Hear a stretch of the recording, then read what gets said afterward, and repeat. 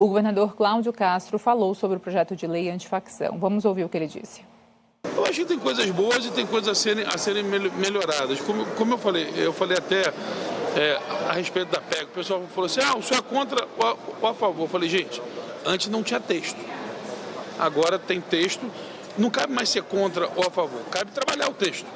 Então, o que a gente tem que fazer hoje, se é contra, se é a favor, isso é demagogia. O que a gente tem que fazer agora é trabalhar num texto. Se o texto for palatável, se o texto ajudar no enfrentamento à segurança pública, seremos favoráveis. Se o texto for demagógico, um texto que não ajuda a nada, seremos contra. Muito pragmaticamente, acho que nós, eu, o Tarcísio, o Caiado, o Zema, que nós temos um problema de segurança pública mais latente. O que a gente quer é um instrumento real de enfrentamento a essas organizações narcoterroristas. Bom, sobre o PL antifacção, todo o contexto, o cenário da segurança pública no Brasil, eu converso agora com o deputado Sanderson, vice-líder da oposição. Seja muito bem-vindo, deputado. Ótima tarde. Muito obrigado pelo convite, sempre uma satisfação falar com vocês. Deputado, pontua para a nossa audiência o que está acontecendo com relação a esse tema, principalmente ligado aos pontos que trata a PL antifacção, o projeto de lei antifacção. Existe esse convite pensado para as polícias fazerem parte dessa discussão? Na sua opinião, seria viável? Em que pé está essa situação dentro da sua visão? Bem, primeiro, nós, enquanto parlamento, precisamos e vamos dar uma resposta ao crescimento e ao avanço, eu diria, até mais do que isso, o agigantamento das facções criminosas no Brasil. Isso é algo inexorável. Ou o parlamento se posiciona, ou nós estaremos de joelhos frente às organizações criminosas.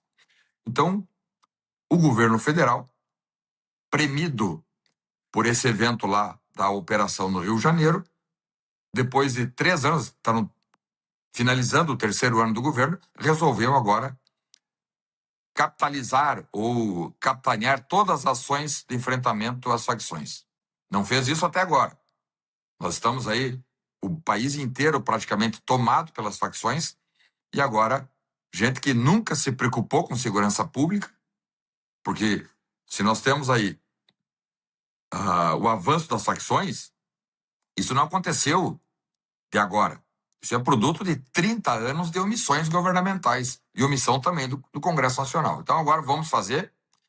Tem muita pantomima em torno do relatório do deputado Derrite, que é um homem sério. Tem gente que fala sem ter lido o relatório, ou sem ter lido a versão final do relatório. E nós aqui, no Congresso Nacional, vamos aprovar algo que seja bom para a população brasileira. Se for ruim, vamos reprovar, simples. Por exemplo, não vamos aceitar, em hipótese alguma, o alijamento da atuação da Polícia Federal no combate ao crime organizado, como o alijamento da atuação do Ministério Público, ou mesmo das polícias estaduais. Nós só temos uma receita para superar o crime organizado. É com integração, com ação conjugada da União com a Polícia Federal, o Ministério Público e as polícias judiciárias, as polícias civis dos estados, juntamente com o apoio das polícias militares. Se não for assim, não tem saída. Então, o deputado federal Guilherme Guerrite não era o relator indicado, era o deputado federal Nicolas Ferreira. Isso é uma distribuição aleatória. Eu mesmo já relatei vários projetos, o Nicolas, o próprio Derrite, enfim, são 500 deputados, cada deputado relata aí, por ano, pelo menos 10 projetos de lei. Bem, o Nicolas, que era o detentor desse relatório, disse, não, eu estou sendo ameaçado, minha família está sendo ameaçada pelas facções, veja, um deputado federal sendo ameaçado pelas facções. Isso ainda antes dessa operação lá do Rio de Janeiro. Então, o Nicolas diz, vou declinar, não quero conduzir esse relatório, porque eu não sou policial, eu não tenho preparo para me defender, e, enfim. E aí, alguns deputados se voluntariaram a relatar o projeto, dentre eles o Derrite, dentre vários. E o presidente da Câmara, então, escolheu pelo Derrite, né? até porque o Derrite, infelizmente, já é ameaçado por facções desde que assumiu a Secretaria de Segurança Pública. Ele já anda com secto de seguranças. E aí pessoas, não, o Derrite é um deputado federal, conhece a matéria e tem condições, porque transita, ele não é, como diferente do que o pessoal tem dito, o deputado federal Derrite não é da direita nem da esquerda, ele é de centro. E isso também contou para que não houvesse esse esgarçamento. Às vezes, colocar um deputado do PT ou um deputado do PL, e eu sou do PL, poderia trazer algum transtorno político. Então, escolheu-se por um deputado do PP, que é do centro, para tentar que conhecesse a matéria e que tivesse coragem para enfrentar as facções, e assim foi feito. Então, o Derrite agora está trabalhando. Na minha visão, os governistas estão politizando a matéria. Isso aí é algo ruim para a população brasileira, porque eles ficam fazendo uma série de perfumarias para tentar derrubar o parecer do Derrite, dizendo que a Polícia Federal, por exemplo, seria afastada. Isso não é verdade. Aliás, a atuação da Polícia Federal no enfrentamento ao crime organizado, ele é constitucional. Ninguém pode mexer, nem muito menos por lei ordinária. Está na Constituição, artigo 144, parágrafo 1º, que diz que a Polícia Federal é um órgão de Estado permanente e não é um órgão de governo. Porque o PT está querendo se apropriar da Polícia Federal. Não é. A Polícia Federal é um órgão de Estado e tem que ser sempre fortalecida para fazer os mensalões da vida, para fazer as lava-jato da vida, que botou muito corrupto na cadeia. Então, a nossa ideia hoje é votar o relatório, hoje ainda, se nós completarmos o texto, se não houver nenhuma aresta a ser aparada. Se tiver aresta, não vota hoje, mas o Derrite, eu tenho acompanhado ele, tem colocado à disposição o seu gabinete e aberto o texto para o governo, para o centro, para a direita, para a esquerda, dentro do Congresso Nacional. Não cabe à instituição, por exemplo, eu sou, inclusive, originário da Polícia Federal.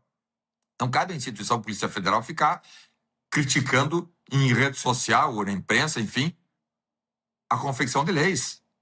Se o diretor-geral da PF acha que o texto não está bom, ele tem que se dirigir ao ministro da Justiça, que, por sua vez, se dirige ao governo federal, que vai fazer a movimentação para que o texto seja corrigido. Mas se nós aceitarmos que cada instituição envolvida, eu não estou falando de associações de classe, por exemplo, eu vi agora o delegado Leiro, que ele tem legitimidade para falar, que o Leiro é presidente da Associação dos Delegados de Polícia Federal. Ele fala pela entidade. Agora, pela instituição, politicamente, não pode falar, porque isso aí acaba diminuindo, eu diria, o papel institucional da Polícia Federal, que apenas tem que cumprir a lei. Quem faz a lei é o parlamento. Então, nós estamos focados para fazer uma legislação moderna, com força o suficiente para enfrentarmos o crime organizado, fortalecendo, até porque, como eu disse, fortalecendo a Polícia Federal, porque tem autonomia funcional constitucional. Não vai ser por uma lei que vai mudar. E também acharmos uma maneira de darmos um recado, não só para o Brasil, enfim, mas para o mundo inteiro, que o parlamento brasileiro não tem medo dos faccionados. Que nós vamos enfrentar o crime organizado, doa a quem doer. Esse recado dado lá pelo governador do Rio de Janeiro foi um recado que há muito tempo a população brasileira esperava. Os governadores tinham medo, não queriam enfrentar, preferiam jogar a sujeira para debaixo do tapete. Agora, houve enfrentamento, e quem opta pelo enfrentamento são os criminosos, a polícia não tinha como recuar. Estavam ali cumprindo ordens judiciais, foram recebidos um verdadeiro exército, faccionados equipados com armamento de alto calibre, com farta munição, enfrentaram o Estado e se deram mal. E aí, por isso, a população, inclusive, chamou de Operação Faxina. Então, o Congresso está dando seu recado, vai contribuir com o enfrentamento e combate às facções criminosas que tomaram o Brasil, mas só mudando a legislação nós não vamos vencer. Precisamos fazer com que o governo federal invista, que não investe um centavo. O governo federal, o governo Lula, não investe um centavo na Polícia Federal. Não tem dinheiro nem para diária. O orçamento da Polícia Federal é o mesmo de 4, 5 anos atrás. A PRF é a mesma coisa. A PRF está fechando, no governo Lula, a PRF está fechando postos de funcionamento Brasil afora.